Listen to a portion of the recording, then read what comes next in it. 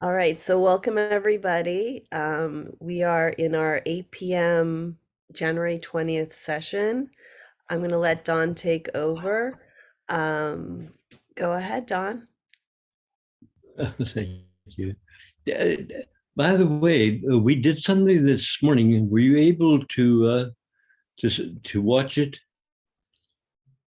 It was we did an hour and a half in the morning. And I asked Yael, I said, well, God, if they could watch that, it would be nice because I don't like to repeat things. I repeat them forever and ever, and I don't like it too much anymore. But Well, I suppose there's the it's already been uploaded to the site along with the chat. So they will have the opportunity this week to review this as well. And so everything, you don't feel any obligation to repeat yourself from this morning.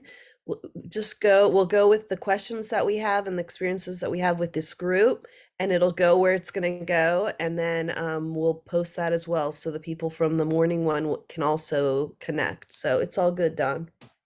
all right, darling, before you disappear, Okay. do we have an assignment from last time, or is it or not? There was the Did we assignment. talk about? Yes. So, okay, so you want me to moderate a little bit. All right.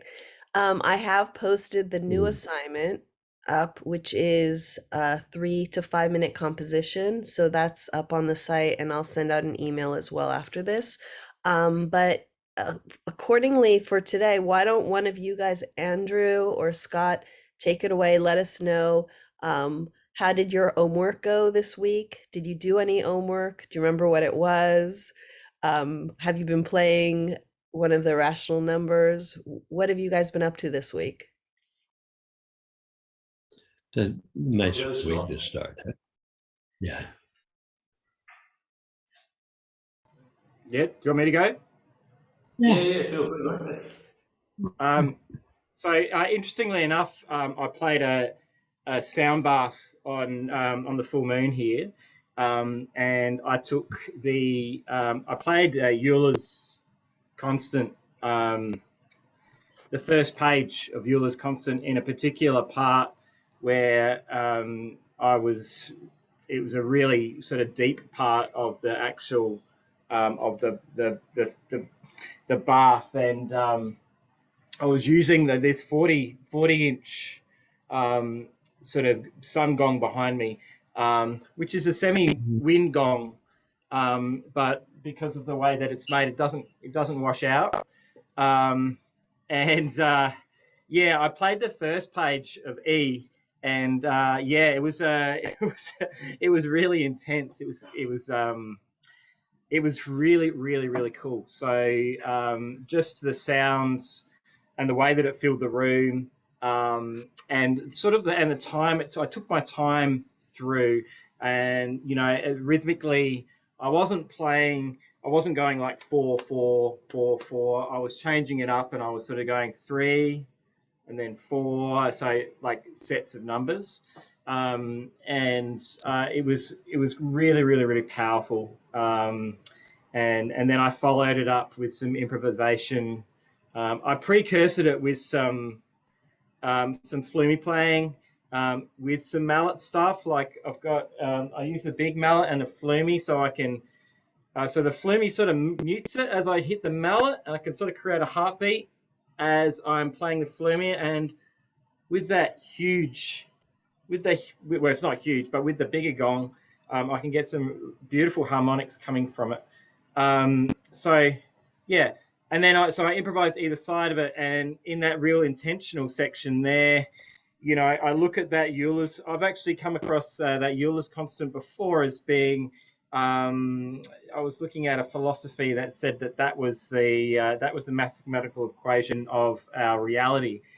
And it was talking about a force from one side of infinite numbers and a force from the other side of infinite numbers, sort of a duality pushing together and then creating zero in the middle. And that's the where I came from it. But yeah, I did that. But I also was playing around with some composition. I haven't done a 3-minute composition, but I've done some interesting stuff. I'm sure you guys would be interested in listening to, because I've got a studio that has a lot of sounds on it. So I was just mucking about with the first line of Fee, and yeah, I've got some interesting stuff there. So I've got a couple of little MP3 files that I don't know where to upload it, but just it might be interesting. They're only really short. They're only a couple of 15 seconds long, but it sounds pretty cool. So that's me. That's fantastic. Please post to the Facebook page, because then it gives an opportunity for other people to see how you're being creative, to comment as well. So it's you also sharing and inspiring others as well. And that's where we're going to ask you to post the composition, as well as be prepared to show up and do it in the live Zoom as well. So it all works together. Thank you, Scott. What about you, Andrew? Yeah, I've just been distracted by Scott talking about using the mallet with the fluming. I'd like to understand that a bit more, but anyway, I'll pick his brains on that separately. So I've been playing around with. I've tried to play around with Eulers, but I keep on getting drawn back to pi and phi. I've been pulling out little elements of it rather than doing a whole page or just following it, and trying to get some different rhythms going there. But again, I keep on getting back to, I think last week I said 142857 was my thing that I keep on getting sucked into. So I've been playing around with that, and then 369, and then 369, 963, and the other way around. So I've been playing around with those. Foolishly, for some reason, I enjoyed having my gongs in a particular position, and I moved them in the middle of the week for some reason, and now I don't like the way they sound, so I've got to fix that up. They just sound different. I'm trying to think of the word, maybe it's dissonance, almost like, yeah, anyway, it's not a good sound. Are you still there? We Yeah, lost your there? video, but we hear your audio. Oh, there you are. You're back. Oh, okay. Not sure what's going on there. So yeah, so I've been playing around with some of these irrational numbers again. I've got some favourites, so I'm trying to work with the ones that I'm not naturally drawn to as well, to try and get a bit more breadth. But I did end up spending quite a bit of time on heartbeats, which we talked about last time, and just enjoying those. So yeah, I haven't done anything as advanced as compositions, but certainly enjoying playing around. I've watched quite a bit of the 2021 season, and that was my question about the handout sheet about the strokes. I really found watching the guys going through the different strokes and Don talking through it, that was very interesting. Some of it is just going, yeah, that's fine. Obviously, know that already, but even with a familiar stroke, it's quite interesting to see different people approaching it and then hear Don talk about it. So I've watched that a couple of times actually and found that pretty useful. And other than that, I've just been perspiring heavily because it's 40 degrees and Oh my God. very unpleasant. So thank you. Are there Well, any here questions? in Los Angeles, it's been just perfect weather the whole time. I can't believe it. It's like heaven here. But there's a lack of water, of course. No. Did you guys bring any questions that you'd like to kind of have Don as a platform jump off of? I've got a few, if that's all right. I can jump in. Yeah. The overtoning, I was a bit perplexed about the whole overtoning diphthong thing. So the videos that you posted with the lady demonstrating were very helpful. I don't think either my wife or the dog was very happy that I was practicing because it was terrible. But anyway, practice makes perfect. As I said to my wife, only another 3 years and it'll sound tolerable. Can't be bad. But the question I had about that was that in the example on the diphthongs, in the example of the 5 planet sequence that Don talks about, I was wondering where the combinations came from. So why was Earth in particular ARA? How did you actually ascribe the sounds to the 5 planets? Don, did you hear the question? Yeah. Could you show the diagram to me? Oh, do you need me to bring it Do up? you know which diagram it is? Um, Yeah, let's take a look at it. all right, let me see if I can bring it up. Any other questions while I pull that up? Well, while she's doing that,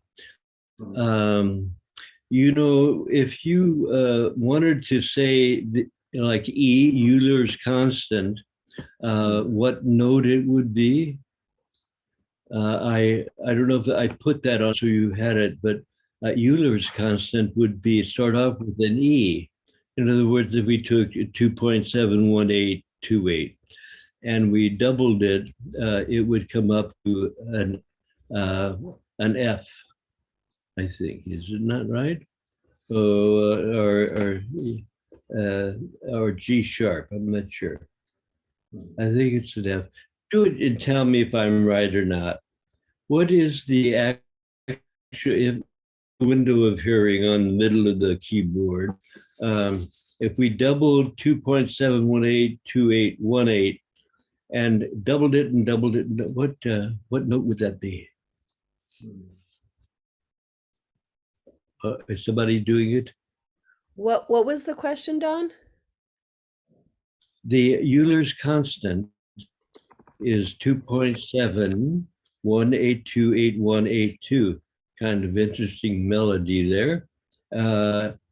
So if we're talking about that as 2 cycles, 0.71828 cycles per second, if you doubled that up from a brain wave of 2, 8 times, or how many times you have to double it, what would the note be? I have no idea. Well, he's doing it, aren't you? Okay. Is somebody doing it? Are you talking? Are you talking hertz? What he's talking about is taking the number of the 2.71 to a certain number of digits, let's say 8, and then doubling it, and then taking that number and doubling it, and continuing to do that until you get within the range of hearing on the piano. And what note would that be considered? Ooh. So So is that a calculator question? yes. Okay. It is a calculated question. All right. Okay. Don, do we have it in the notes? I'm pulling up right now. I know that we did that doubling of phi, and Okay, so I don't know where it is. All right. But I'm also, if you double pi, which is 3.14159, and doubled it to the window of hearing, middle of the keyboard, you would get a particular familiar note. And then if you phi, you would get another note. So I've written them down. I want to know if I put them correctly as the root tones of these 3 irrational fractions.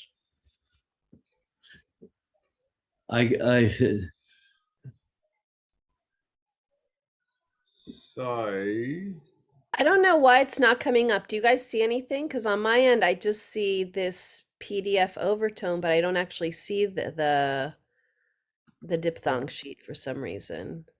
Is that just me? Do you guys see anything here? Here, is this, can you see it now? No. You guys see anything right now or no? No. no. Okay, let's try this one more time. Here we go. So yes, Don, it's F. It's just a little bit. It's sort of between F in 432 and F in 440. It's not exactly on the top of F, but it's very, very close to F. That's Euler's constant.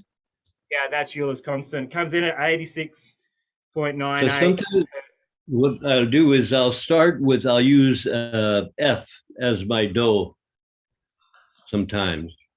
But if I'm going to play a composition, but however, the Euler's constant, the 999 digits, I put up there so that you could see it.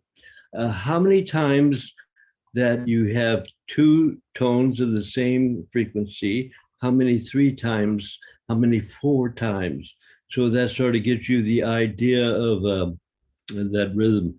Okay, so we have the diphthongs up there now. Right. All right. So we have the diphthongs up here. Oh, here. So Andrew's question was these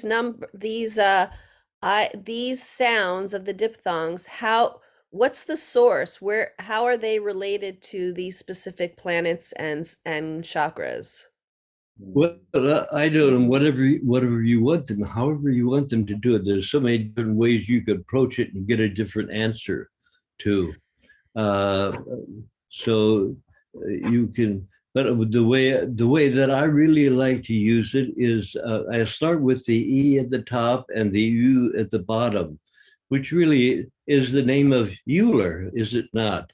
And it's also PU is something that smells bad, but it's those two vowels create the diphthong that produces all these wonderful overtones. So I thought, well, have you tried to do the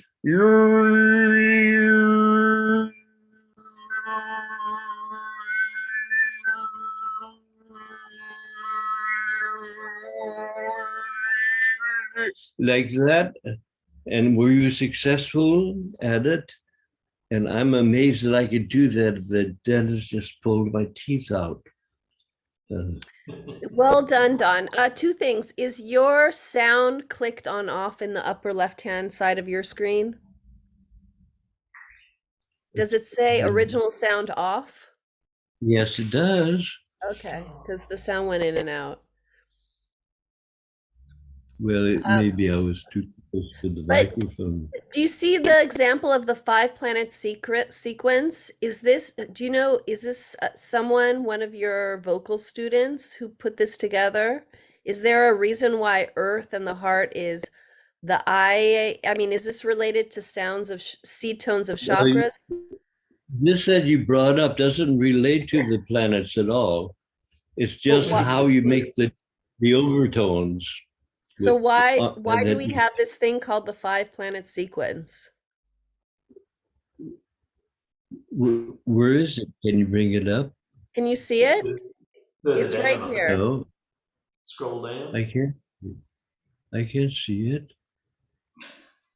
You don't see this do you guys see what I'm showing or no? We No. might only have the top. We might only have the top page. You might just scroll down. Okay, let me try this again. I'm so sorry about that. Hold on. Sorry, Don. I'm trying one more time. So is it this one or is it this one? Try this one. Okay, now can you see it? That's it. Why you're rolling? Oh, there we go. 5-planet sequence. Yep. Okay, so the using of the vowels for the different parts of the body, you can experiment yourself with it because there are certain, like the third eye or the solar plexus or the sacrum of the heart, all will welcome the diphthongs in a certain way. In other words, you can then sense or inner feel if it's that. And so if we direct the EU, for instance, or the owl, we can then through that direct that sound to anywhere in our body or into our gong or into our hands. So this is just to give an indication, but everybody's different. So this is sort of a guideline. Yeah. Okay. Yeah. So really, Some women can make diphthongs better with AO, I think, than EU, where a man can do EU better. Okay, so you want to do it? so what you're saying, Don, is just And explore with the different sounds and see how the different parts of the body respond. you can direct it, and they have welcome areas on different chakras. Yeah. So you can also send it out through the bones or through anything else or through your gong. So the diphthongs do have that penetrating power, and it can be directed anywhere, but they have a natural summation tone and an overtone, the natural overtone rise as well. Mhm. So it has these different aspects to it. But how would we do it? How do you have you tried doing it, and how did it come out? Euler's constant. Are you Mm. talking to Andrew You, about playing it? yeah, I just want somebody to do some overtone for me with their voice. Cool. All right, guys, take it away. Mm. Yeah. Wonderful. Okay. If it, you can, I've tried the EU. all right. Uh,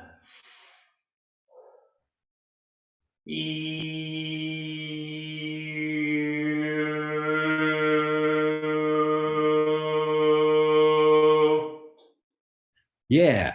So what happened was you went from E to U, and you stood on U. If you could have backed up a little bit so that you get a little bit of the E and a little bit of the U at the same okay. time, it's like, Yes. okay. All right. Can I do So it one more time? yeah. Yeah.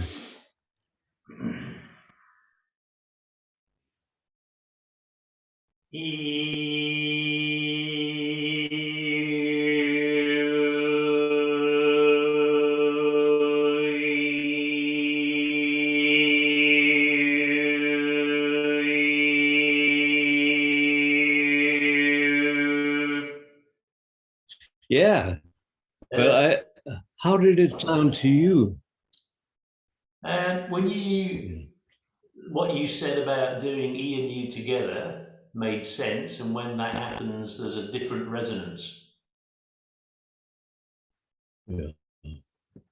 Well, of course, this is yoga, the snake swallowing its tail. So the E and the U are the opposites. And so when you bring the tail of the snake and the head of the snake together like that, then all of a sudden you have a population increase of overtones. So you can try it this way too.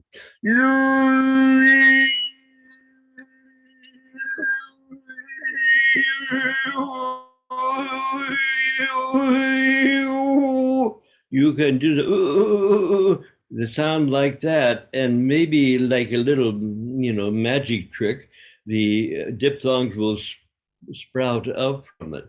Try breaking it up into staccato, see what happens. So going up from U to E or back. Yeah, and mess around with the staccato a little bit and see if it shakes anything loose. Ooh, ooh, ooh,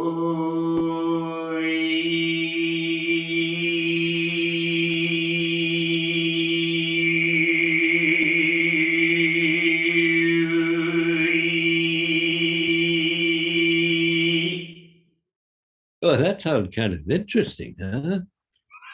But I discovered did you, but it released some kind of an energy, almost a revitalizing energy. Those two were, I don't know if it raised the temperature or whatever it did, but it had a real powerful effect. All right, so we're going to shift now over to the other part of Australia, and yeah, that was good work, though. Do you do a lot of that when you're gonging? No, this was the first time I've even heard of diphthongs when it was being discussed last week. And so I played those videos that you posted, the YouTube, with the lady that does it for a profession. And was fascinated with the That's range of that, tones. Brilliant. Don, you but don't even know, Don, you don't even know what I posted. I posted you, those for Andrew and for everyone else because if one person has the question, but I'm gonna pull it up, Don, and show it because this woman's pretty awesome and she has a whole I mean YouTube is kind of a treasure, right? It can Yeah. be. So I'll pull that up, Don, so you can see it as well. It's pretty great. It was inspiring and thoroughly depressing.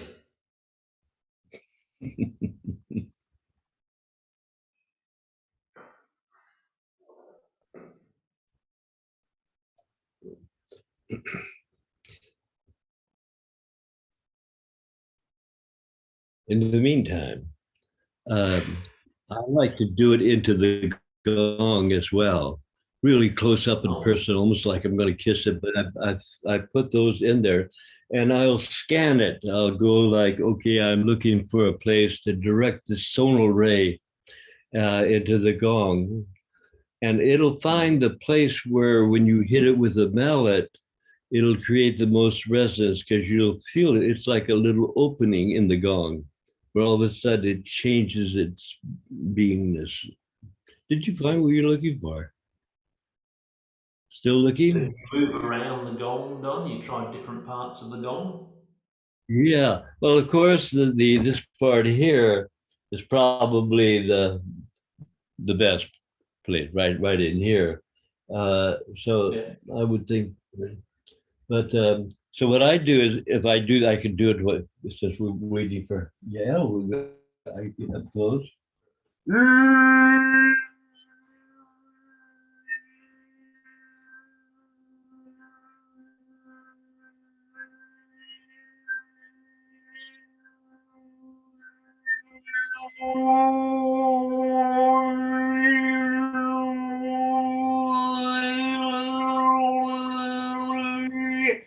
And I would say that it probably is where I like to hit it there as the most resonant as far away from there as possible. So that's a good place, but you can find it even in the center of it, the neutral zone. What's that up there now? Oh, Oh, over to the singer. yeah, so I'll show this to you in just a minute. Don, we need to recheck your audio sound because now that I'm like not sitting next to you and I'm hearing you through Zoom, something's off with your audio. So we'll get that sorted for next time as well. All right, so tell me if you guys can hear this. All right. Hi there.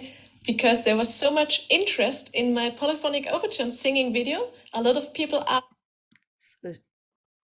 Wait, hold on. For this, we use the vowel transition from U to E and back from E to U. But we do it very slowly, so like we and you, but on one long breath. That sounds like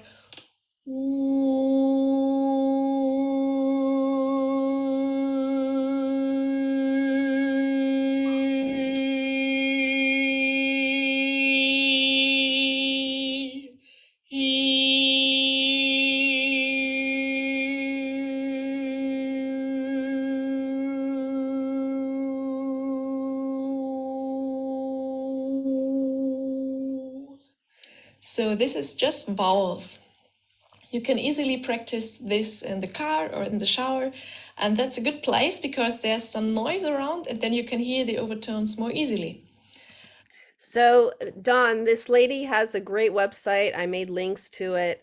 And she does polyphonic singing and she has a whole academy for overtoning. So anyway, that's what Andrew was referring to. So once I get out of my isolation, I'll catch you up on everything that I've been doing. All right, take it away, Dawn. All right. Well, she did it really well. And she probably can do all of the diphthongs, the ao, the so what we say is practice that because once you get it, you can direct it as a sonar ray anywhere in your body or somebody else's body or through your gong to somebody, and it will go to a designated place where it will find its home of residence. It's almost where it lands in the person's thing there.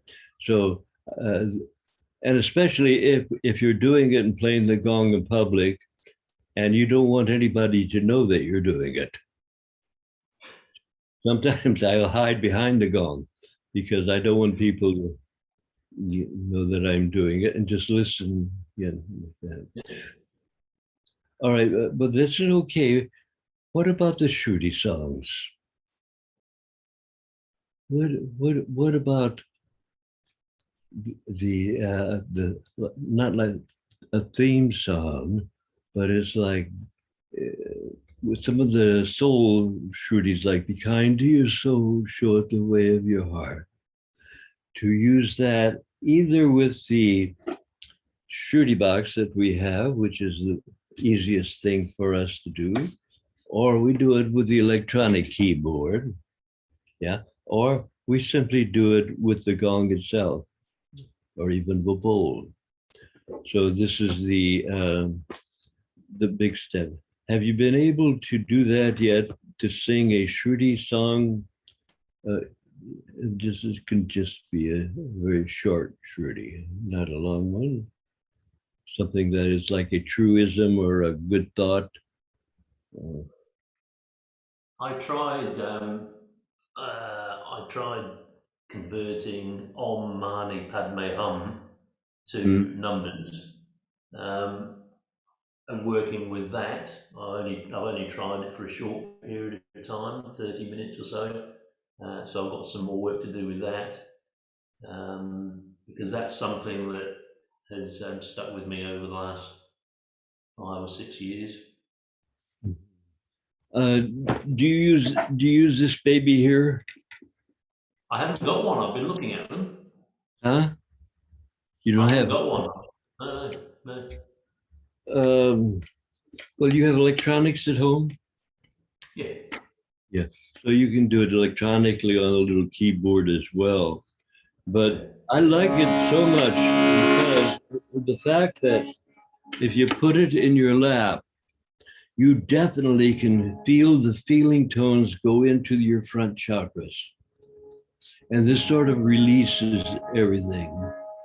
So if I work on a shruti, it's like, so give me something, a good saying that you use, like all good things go to people who can use them well, or any thought like that that you would plant as a seed thought. Think of one. Be kind to yourself. Okay. So I say, be kind to yourself and show it the way of your heart, of your heart.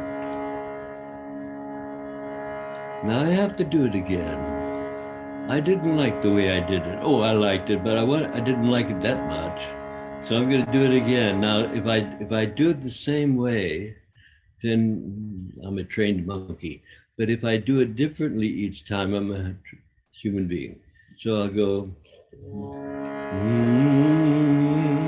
be kind, just be kind. Be kind to your soul. Show it the way of your heart.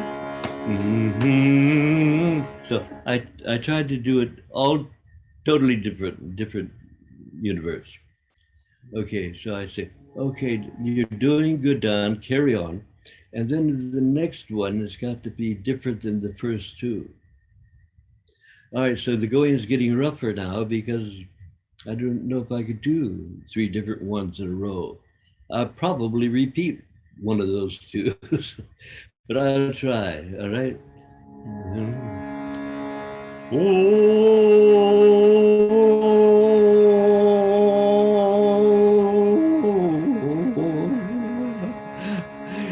Just Be kind to your soul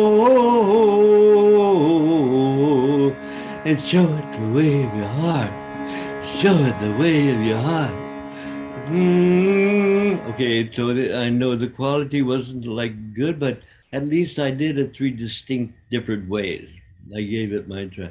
Now I only have 2 left. So I've got to do 5 distinct different variation like jazz on this one little truism that we're singing. Why is it good to practice that? What's so groovy about that? Doing it like that? Well, of course, a challenge. I challenge myself to break out, get loose, like a break dance. So, but I'm also gives me a certain city or power, an occult power, if you hidden power, and that would be to be able to not repeat patterns in my life that I don't want to repeat. I have total control over my destiny because nothing from the past is keeping me locked, anchored into the past. I am a free soul, so to speak.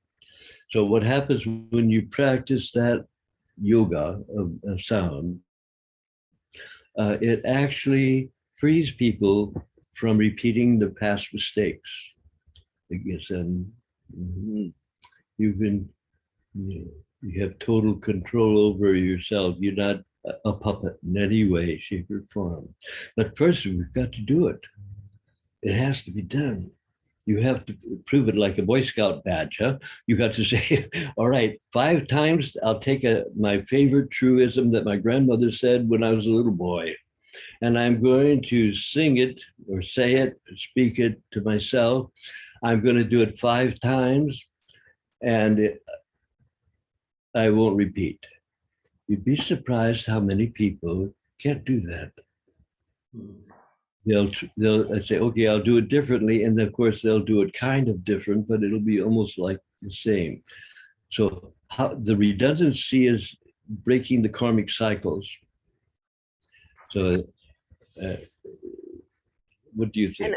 And I think that you're giving away the secret to longevity and anti-aging as well. On a Really? microbiology cellular level, this idea of repeating disease is like that kind of thing, like cancers and things like that. And so when you are able to like shift and adapt, you kind of it throws things out of the norm, which I think is also what the gong does, right? As you send the gong sound through the physical body, things get shaken up, and that which doesn't have a proper place gets released. And so there's definitely the medicine of what repeating a mantra does, but this I specific think that this is what misleads us all the time from breaking into the Uranian Aquarian era that we just entered into is we've got to leave some of these things behind a little bit and to do the new and we got to walk the tight wire like we can't go to the old. So the idea is to break the mold. What we do is that when people come to our gong experiences and they have an opportunity to break their mold, but if we don't really focus on that, then maybe yes, maybe no. But if we drop that into it, then they'll be able to change. Like, well, how do you do your? Yeah, I was going to say in go the ahead. gong bath, you were talking to a Scott about incorporating the intuitive and then doing the structured numbers and the intuitive.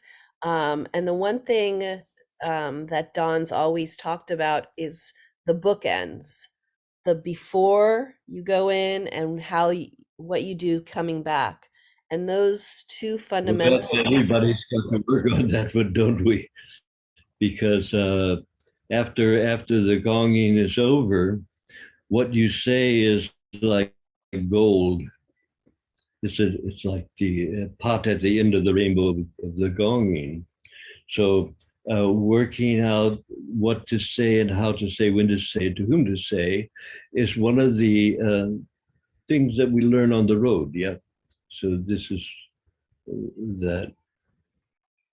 Yeah, yeah. I actually, I was working with a um, a colleague who does meditation. So she also, even though that gong section was bookended by gongs and by also by bells and I've got some titanium tubes as well.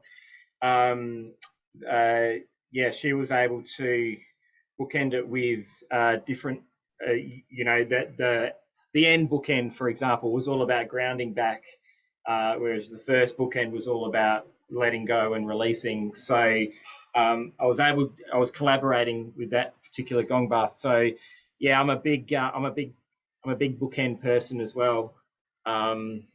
But I just wanted to, I've got to go in a second, but I do have a question. All right. Okay. Thank you. So my question is, I've been working with you know, the hand pans that have different tones Yes. on them.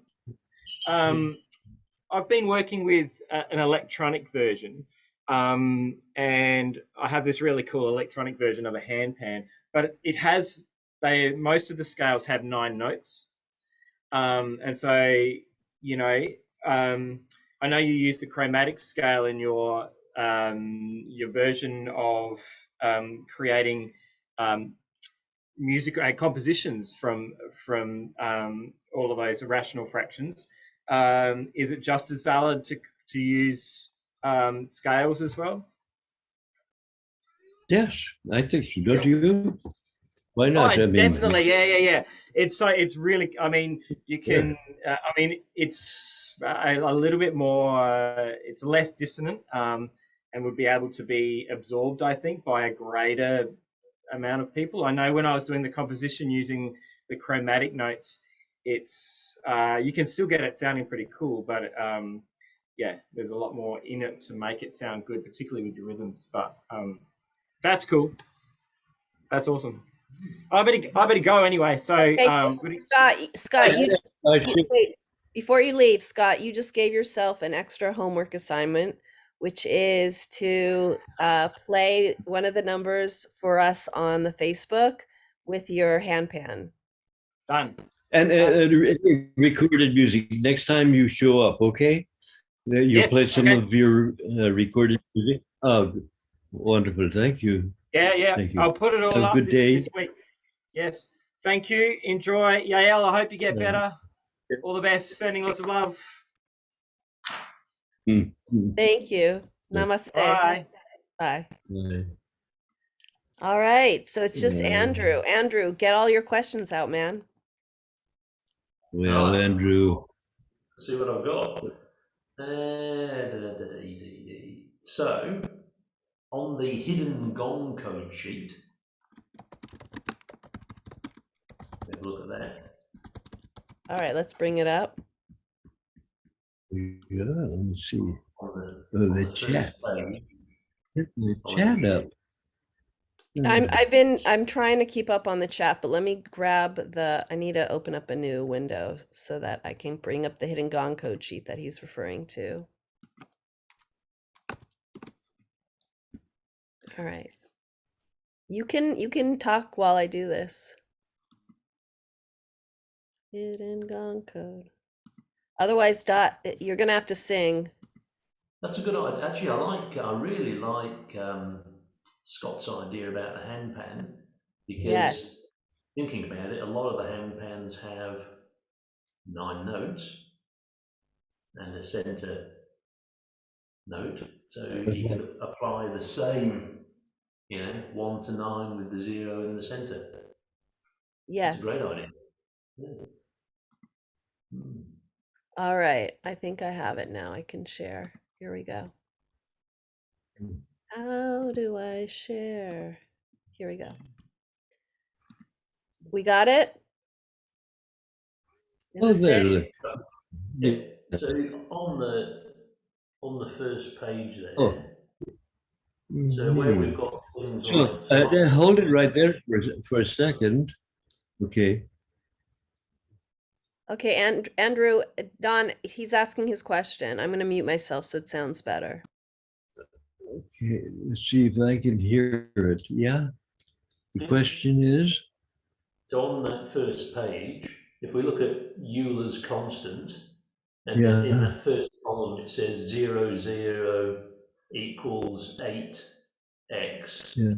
Is that, are you basically just saying the double zero combination comes up 8 times in the first 999 digits? Is that it? Okay. Yes, that's it. And so you could figure, well, I can designate that 00 for something that you musically, however your taste is, would want to put in where it's hit the singing bowl at that time. All right, blow the horn or whatever it is. Anyway, every time that comes in to the composition, it'll be 8 opportunities in the 999 digits. You can do it in 99 digits, whatever you want to do. And then you have the 1 comes up a lot, 8 times as well in Euler's constant. And so you could designate that you could hit it on the gong, and then you could hit it on another instrument at the same time. So you could make them very special moments. But 99 comes 8 times, but 999 comes twice. And then 88 comes 10 times, and it has 8888 and 888 coming also in that first 999 digits of Euler's constant. So it'd be interesting to go through there. On the next page of that, we have here, I got like that. I extracted what I thought were kind of the anomalies that were our sections that would have been very interesting to play on the keyboard or on a trumpet or whatever instrument it would be. So 1/8, well, 1 would be in this case a C, and 8 would be a G. So that would be C, G, which happens to be a very consonant chord. But then it goes to 8. So that would be C sharp, and it would be, what is 8? 8 would be, well, I count on my fingers, C, C sharp, D, D sharp, E, F, F sharp, G, 8. So it would be 8 is G. So just counting on your fingers is good enough to be able to start with C, and you go to, if you count on your fingers, you go to a major 10th. Minor 10th would be that finger there. So you can then figure out where on the keyboard these numbers would create different chords, major 3rd, 4th, whatever it might be. And you'll find that the irrational fractions that go on endlessly, and this is only the first part of it, is that you can find any song in the universe of yesterday, today, or tomorrow will be in these irrational fractions. Here we've just put out 3 of them for experimentation. But if we looked at the other ones that are put on the website, there's, well, how many did we say? 26 or so of them. None of them would be the same. The question would be that, okay, if I wonder if somewhere in the first 999 digits of E, what will I find it in the next one of pi or phi? So there's a lot of mystery about it, about how, but look at phi on the right. Those numbers 3, 6, 9 show up here. We'll find it in here we got it down here at E is 9, 9366. We have the last one here of phi is 936. So that's that inner trine on our gong. When we're playing the irrational fractions of 1, 4, 2, 8, 5, 7, 3, 6, and 9 are missing. But 3, 6, 9 could be played on our gong in how many different ways? It's like it could be 936, 396, 639, 693. There are 6 different variations of just those 3 places on the keyboard. Would be interesting to see how that sounded. This is that tempered music system. And then go to the organic gong, which produces full tones. And we can't get the same notes as the piano keyboard, but we can get different overtones. We'll begin, then with the gong, you go deeper into the tones like that. As I don't know if we explained that fully yet, so that it's very simple and complete, but I'm trying. So what are you going to do about this? You don't have to take E, pi, and phi if you don't want to. You might take something else, another irrational fraction, whatever. But the discovery is that, wow, it's an interesting riff, an interesting melody. And this saying that I'm thinking right now, this affirmation would fit really good with it, because I can divide it up, be kind. I can pause when I want to your soul, I can repeat things, to your soul, to your soul. You see, I have all this leeway of boogieing, improvisation with it that we can do. And so that to me, it's a great adventure. And we're all just starting on it as well, because we have designated all these wonderful possibilities to the junk pile because they're rational fractions, and science love to have the fractions that end up not being irrational fractions. So I think they were ready-made for us gong players to use the Enneagram on the gong and to be able to use that. If I played another instrument, let's say like a violin or something, oh, that would be interesting to play these notes on a violin or any other instrument. So I'm looking forward to actually experiencing that phenomena in the future. And I'm very excited about these, and I know that there will be some. Maybe you won't. Maybe you won't write the next Amazing Grace. Okay, I'm doing a timeout here, Don, because you have your sheets on your keyboard and your place, and it's messing with the sound. God bless me. Okay.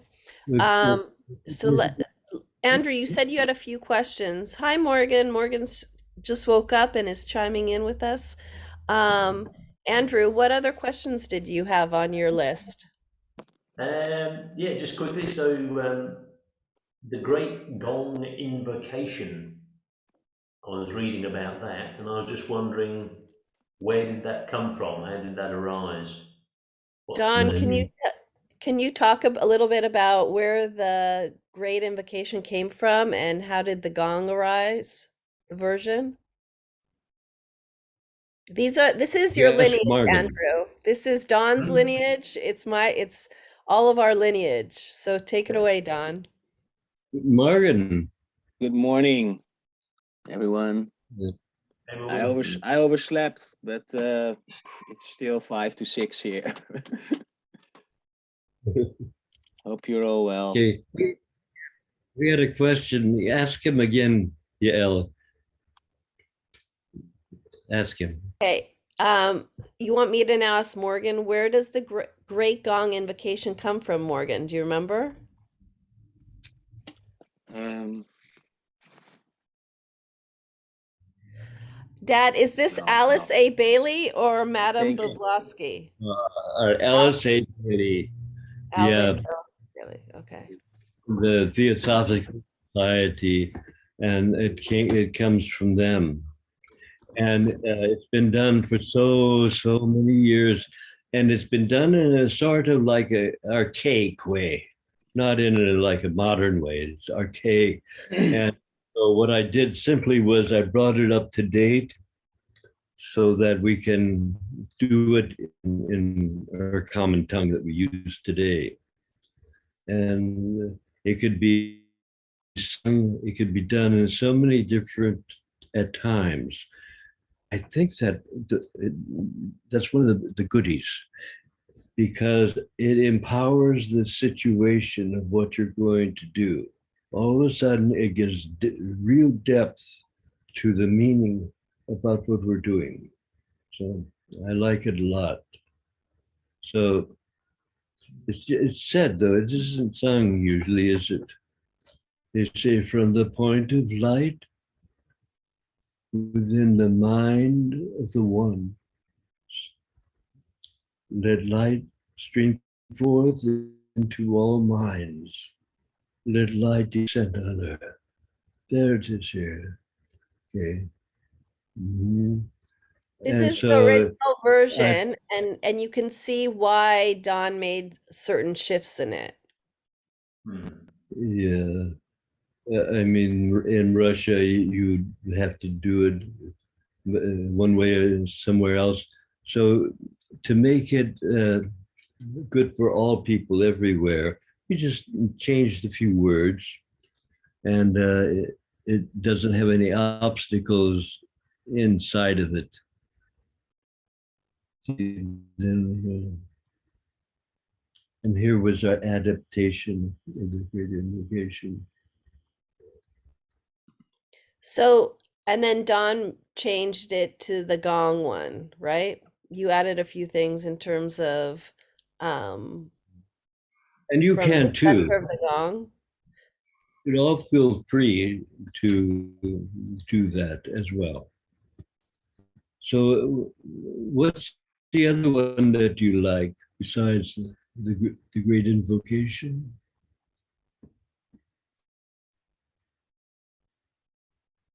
Well, there's a few in there, but I think that they're there and they need to be updated, including more, because we have all these different places to go and play the gong in different situations. And we could find a perfect shruti song for that occasion. So it may be something spiritual, maybe something like a party for somebody, birthday party, to do the appropriate thing at the right time in the right situation.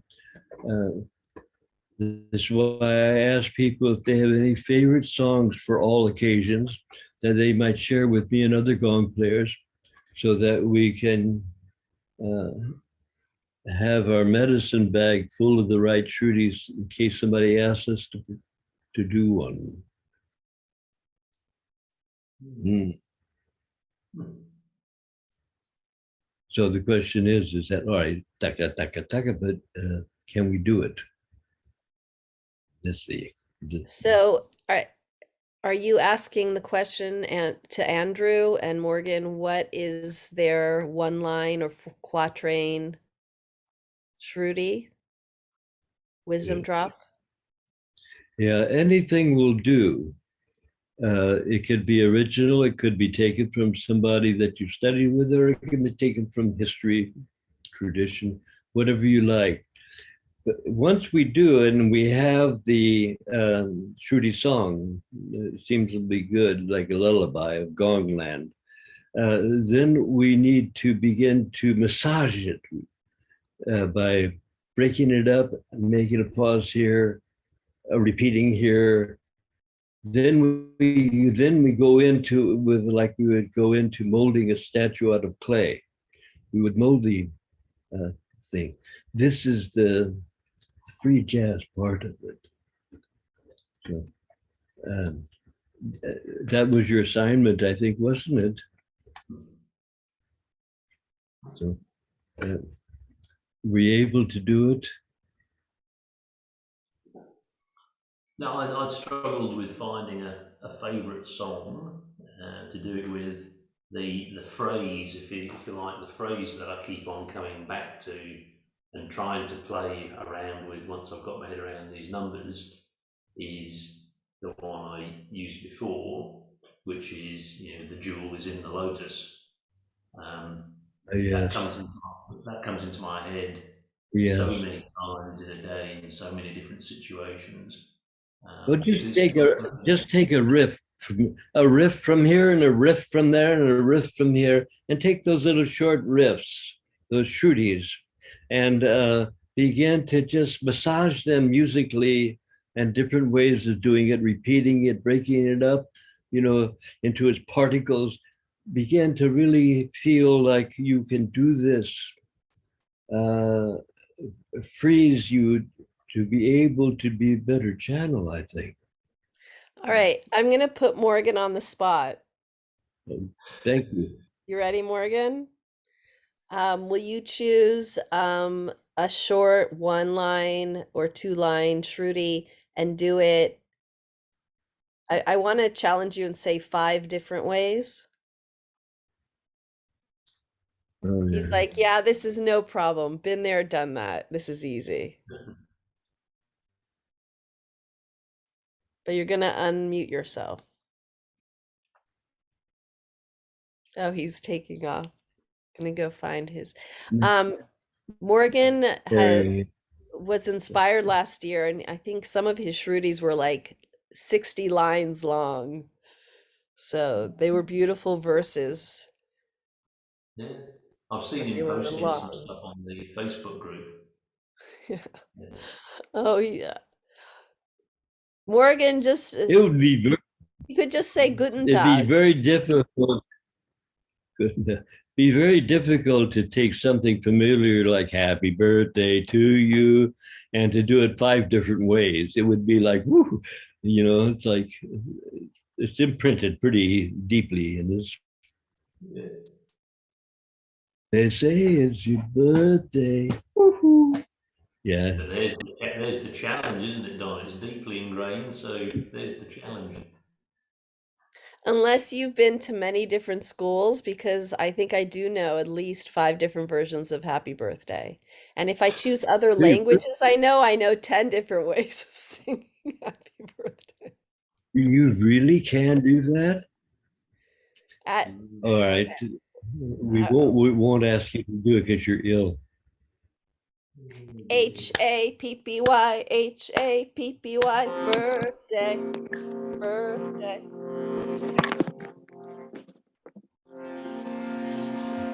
If I give my love to you, if I give my love to you, if I give my love to you, if I give my love to you, I give my love to you. If I give my love to you, it can all be true. If I give my love to you, it can all be true. I think that's verse 6. That was impressive, Morgan. You know, the only one I'm missing from you, Morgan. The hardest one. Oh. You remember which one? If I give my love. Yes, the whisper. Well done. Well, that's good. But isn't it very freeing to be able to do that? Yeah, to be able to do spiritual jazz like that. And so if we can get all of our gong players to do that, it will, no doubt, reflect in their playing of the gong.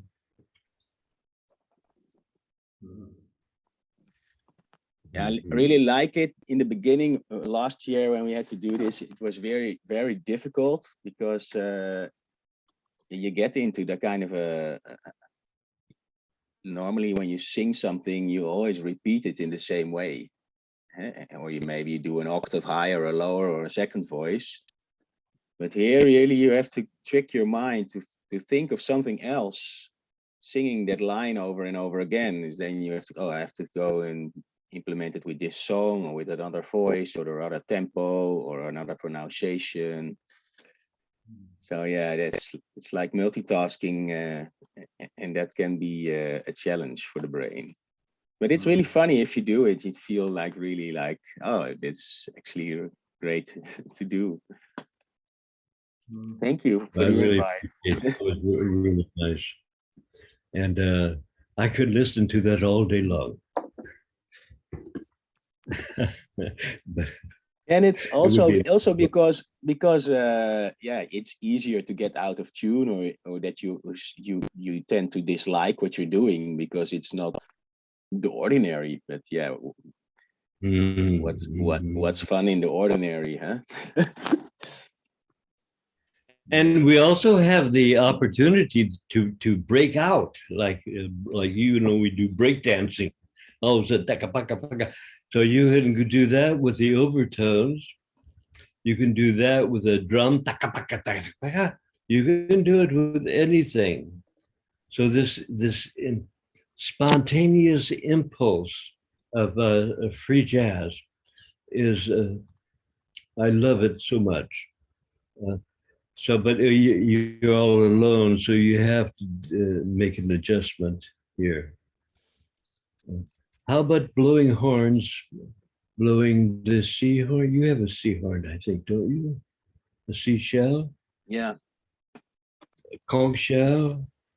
We talked about this last week. Our Australians are gonna they have a hook 'em to go find a conch shell because they're coming from the motherland of the stings.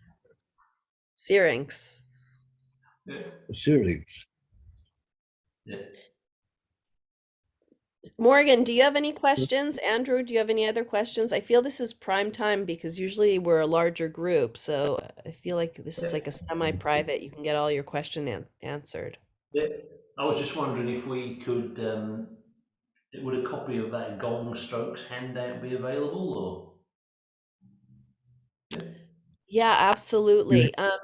Do me a I favor. think it's the 49 strokes. You did the handheld ones and the other ones. Yeah. Yeah, that's part of the Gong Master Training original manual, and it's up on the teachings, the archival teaching. It's up on there, which you should. Are you signed up for that? I couldn't seem to get into it the other day, so. I'll manually put you in so that you'll access all of that as well. Okay. All right. So we've got about 15 minutes left. If there's any other questions, I need to log off because I'm not feeling well. So keep on Thank you, keeping darling. on. Thank you so much. Thank you. Yeah, take care. Oh, she's gone already. Okay. I didn't So, realize she was down with COVID. these areas of the horn, I can't blow the horn right now because I'm seeing the dentist in the morning. But using that is a very important technique.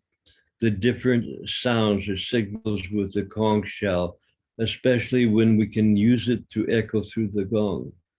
It's really important. So you're going to get a conch shell, yeah? Yeah, I've got my sister-in-law has been instructed to go to the beach near where she lives and go looking for them. Yeah. All right. Now, if you can't, you can always get one from Aidan McIntyre. Yeah, you know Aidan. He makes a very good mouthpiece because you need to make it soft on your lips and make the hole so that it fits your armature of your mouth. So getting one that's really like nice, so you might maybe he'll come down in price. He needs money. Yeah. Everybody does. I have one here, but I cannot blow here this early in the morning. Oh yes, but maybe softly because it's. Let me see. Yeah. Oh, you got a. Oh, look at how nice that is. Nice. Yeah, I bought this in India, and it was very expensive though. But I loved it so much. I was like, okay, I'm gonna give this guy a break and make him a little fortune. Oh, how much you pay for it? I think for this I paid $250. Yeah, but it's so beautifully carved with the 5 Buddhas in it, with all different mudras. Mm-hmm. And, What I do with that when I'm in close quarters, I'll just make sure my hand is all the way in, yeah, so that I've totally blocked the sound, and then I can do a very minimal thing with it. yeah, you can move in your hand and amplify the noise. And I think it's Australian important. theory. It's important to. I was a trumpet player, so I already knew quite some techniques with the mouth, and but I discovered during the last training, I discovered that you can blow in such many ways with your lips, not only with the traditional classical trumpet technique, like, but also like when you loosen your lips and you let them vibrate slowly, or you do like a really long whisper through the. It is also very nice if you just do like something like this.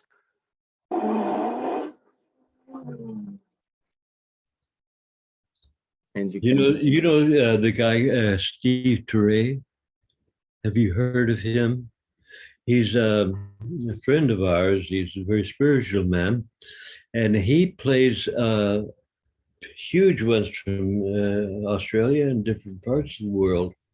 And he can play like nobody you ever heard before. Of course, he's a trombone player. And what he does is he'll put his trombone mouthpiece into the conch. And it's interesting how he does that. So there's possibilities. what was his last name? Turre, Steve's first name, you can Google him, Turre, Turre. He's a wonderful human being. Thanks. And a great jazz, traditional jazz artist.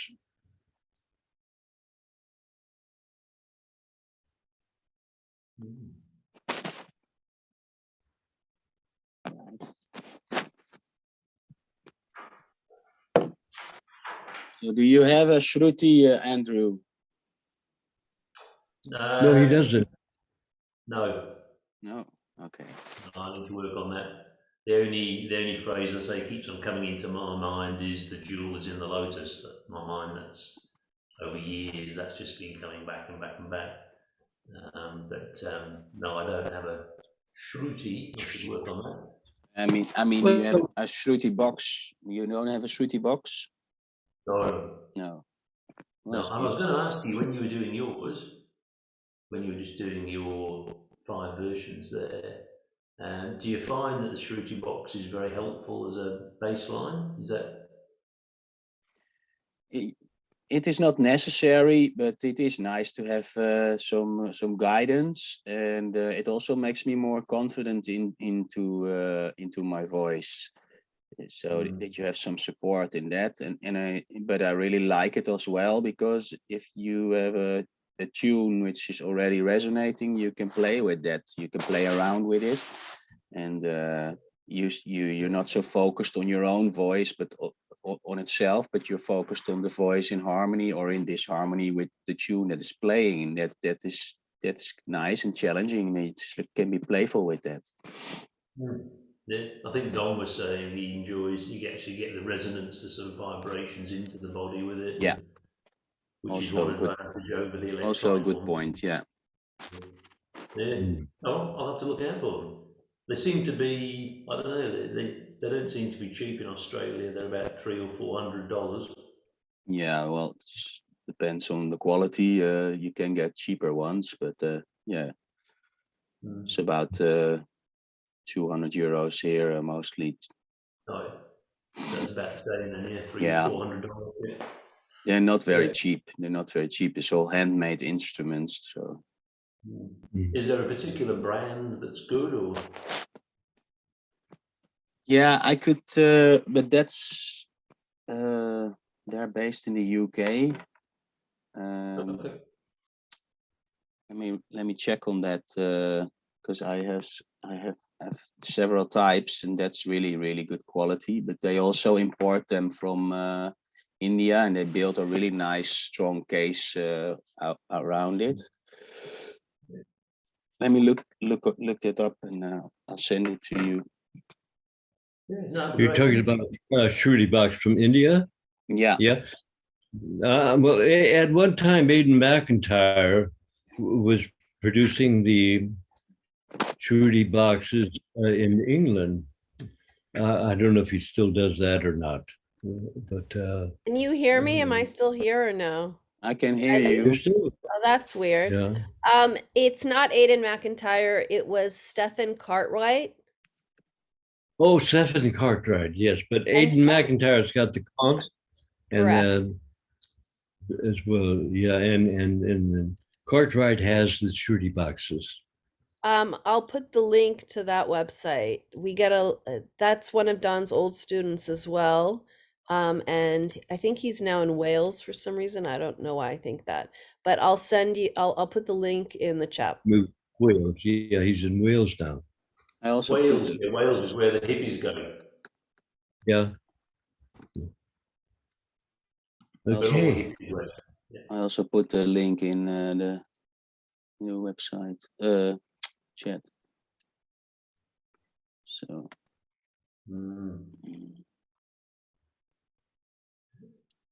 What's nice about the site, okay, I'll bring it up. Hold on. Is that what's nice about the site is they have drones. There's like the cords, so even if you don't have your own, you can always just go and pull down just a recurring chord that you want to use. And you know, it's like we're in this day and age where you can now have that in your recordings or in your practice as well. So having the shruti while you do it is great. But you can also now download it. Thanks for that. What's the English translation of Om Mani Padme Hum? Om Mani Padme Hum? Yeah. If you translate it into English, paraphrasing, how would you say it? I would say the jewel is in the lotus. The jewel is in the lotus. Uh-huh. Don, did you hear him? Because he's got like a little bit of an echo on his A jewel in the lotus, yeah. Well, it's a wonderful one to do. May the great jewel of wisdom come and reside in my heart. If you want to make it into a shruti song, may the great jewel of wisdom come be in my heart. You can do like that. So, and I tried to get people not just to do it in the Sanskrit, but also into their own language, whether it's Slovenian, Croatian, German, Russian, so that, and this is really wonderful, people who know many languages, because they can shruti different languages.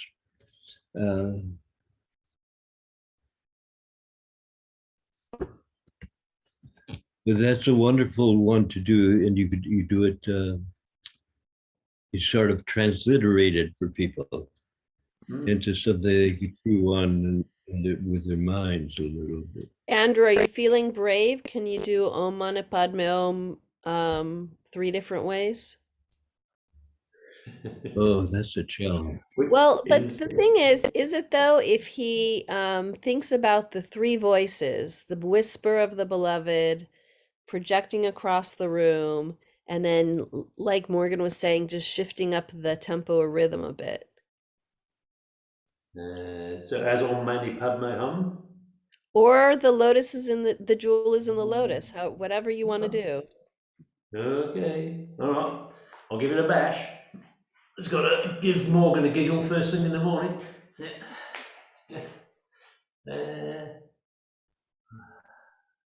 On my padme hum, on my padme hum, on my padme hum, on my padme hum.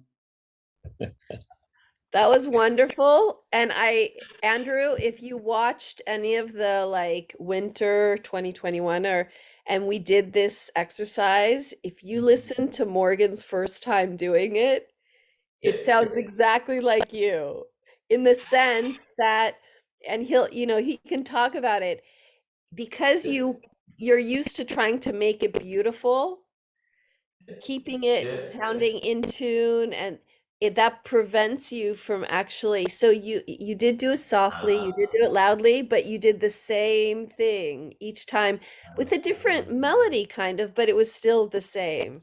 So going beyond the daring to walk and not be, even though in the end the only thing that matters is the beauty, being okay that it maybe won't sound as pretty as you would want it to sound.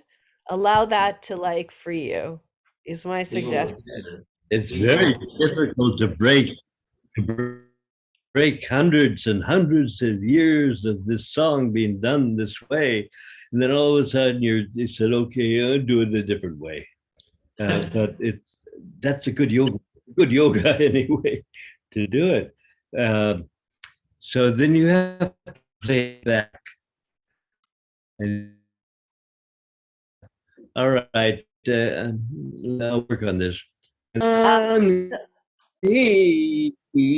Break it up into craziness.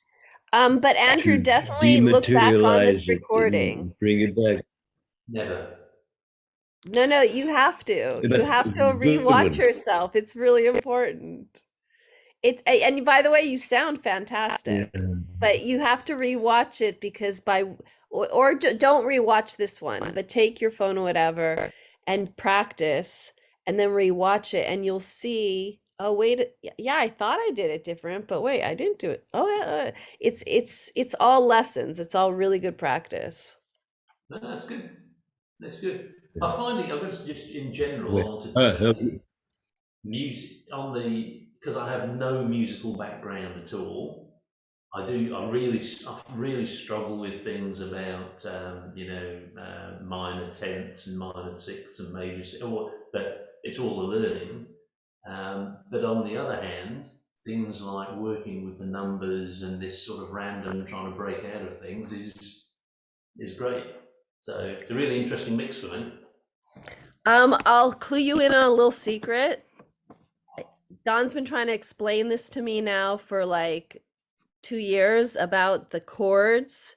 And as soon as you start talking to me about that aspect of it, it's like I still can't do the chords. Like it gets explained and I get it and then I don't get it again. But the numbers I love. So yeah, it's okay. And we'll keep trying to understand them. It's the same here. If you start with major third and fifth and sixth, I'm also like, yeah, I know, but I don't know.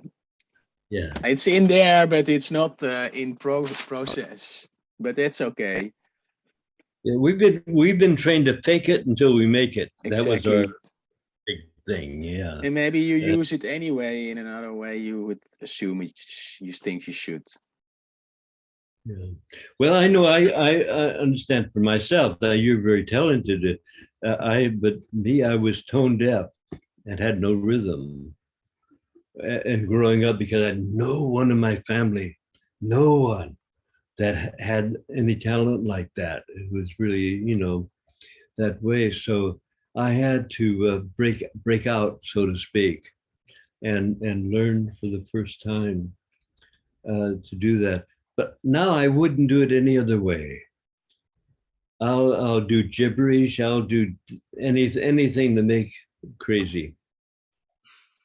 Well, I also on the Gong Master trainings, the live ones, they always bring in a vocal coach so that people can learn about it. And it's fascinating because I know Don, in his history, he worked with an opera singer. You took singing lessons. What was her name, Don? Oh yeah, she's a wonderful woman. I haven't seen her so many years. Alta Turk Everett. She was yeah, really a divine being. And so she took me from being tone deaf and unable to carry a rhythm, melody, and it was horrible. And within 1 month of following this technique of hers, I was singing arias of the Wilshire Bell Theater in Los Angeles. It was just unbelievable. Of course, I didn't follow through and become the opera singer she wanted me to become, but it was an experience I'll never forget. Well, and I think that's what's so nice now, Dad, when we have YouTube, because we have these videos as they're explaining it. There's one thing that I got so excited about that I want to share the screen with before we say goodbye. Wait, let me just pull it up. I referenced it. Hold on, the polyphonic. She calls it polyphonic overtone singing, right? And so when you go over to her, I believe two of the most hold on. costly words in life are this. I forgot. I forgot to do it. I forgot It's to bring it. talking, I and forgot I'm where I trying to- put it. you I guys forgot hear that this or meeting. no? I forgot what I was going to say. Okay, good. I shut that off. Let me Ooh, share. It was some commercial for something. So I'm going to share my screen really quickly. How do I share? Here we go. Oh wait, I gave my hosting privileges away. Hold on, I have to grab them back. Uh-oh. There's like a hierarchy in this Zoom world. Hold on. I'm so sorry. Hold Well, you're getting better by the minutes. Oh Lord. Okay, so this is that woman that we saw her video about. And if you go to her resources page, it's quite fantastic. There's downloaders. I didn't even look at the spectrum analysis, but one of the most interesting things I saw here was it was an MRI. They took, because I've always wondered about the brain. They take the brain and you can see what's being shifted and then what's being activated. Except now are you guys able to see this? We all kind of study her until we meet again. Oh, that's So- what you're trying to tell me. Nope. Hold on. Here. Well, I'd like to study a little with her. You want to study with her as well? We want to steal her techniques. Oh, here, I just got it. Here we go. Okay, hold on. Wait. This is beyond cool. Okay, I feel like this is your Shaggy Dog story that we were talking about. Where it goes on. Okay, ready? Can you guys see this? Yes.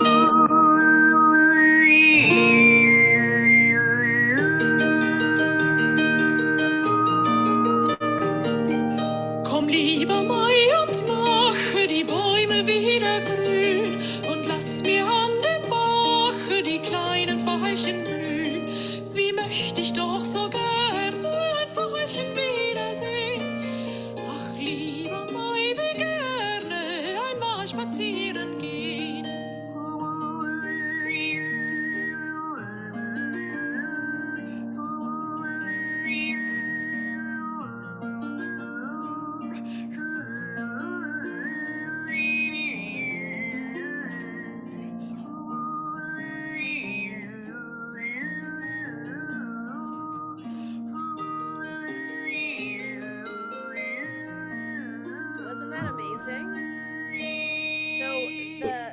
ability to see in that MRI, the way she moves her tongue between the soft and the hard palate, I think is pretty phenomenal. Yeah, but it's also interesting to see the collaboration between the tongue and the bottom where the tongue or the throat opens, where the how do you call this? The stems are. Mhm. I've always found the best place to practice is in those, what they say, those bad angles of 90 degrees. In most places around the world, this 90 degrees where the stuff gets caught in them. I'll stand right near the and face into it. And then it's almost like you're putting your hands here and directing it. So you can begin to play with it like a child. All right, so Go I'm gonna, stand in the corner. Ron, They used to tell us. it is time for your Go bedtime. hoomy now. Anthony, Oh, go all right. pick some plums. Morgan needs to all the make best. coffee. What's the homework? The homework is a 3 to 5 minute composition, and I will put it out in an email either tonight or tomorrow morning as soon as I can get this uploaded. Just right. playing a melody or a shruti with the gong and all kinds of things in it. In the time Yeah, frame, just like we did. whatever. Yeah, Would be good. great. So we're rehearsing for opening on Broadway. Exactly. Okay. Good night, everyone. Thank you. Thanks All the